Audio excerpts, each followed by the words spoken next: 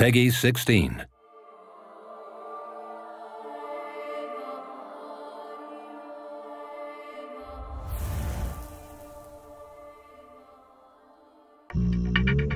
Grew up playing everything from Indian classical music to flamenco to jazz to playing in orchestras to playing with punk bands and rock bands and funk bands.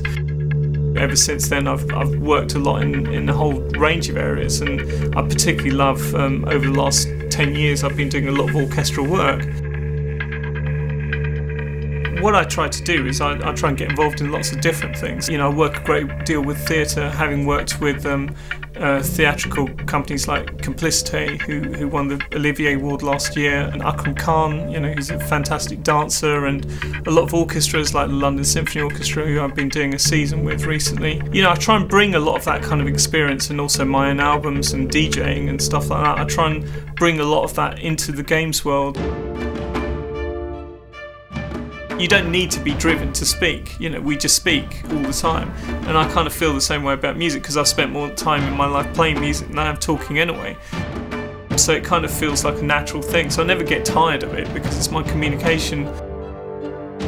I get a real buzz from DJing in a club, you know, and watching people dance, or you know, cheering to something you just put on that they hadn't heard before or they're excited by, in the same way as a live gig. You know, what's also an incredible buzz is when you get an orchestra in a room, and for the first time you hear back what you programmed in your bedroom, or you first heard in your head just a few weeks before, and it's just a little theme you might have whistled or thought of. You know, it's quite incredible, you know, watching that machine that is an orchestra come to life and create something that was just literally an abstract idea just a few months ago.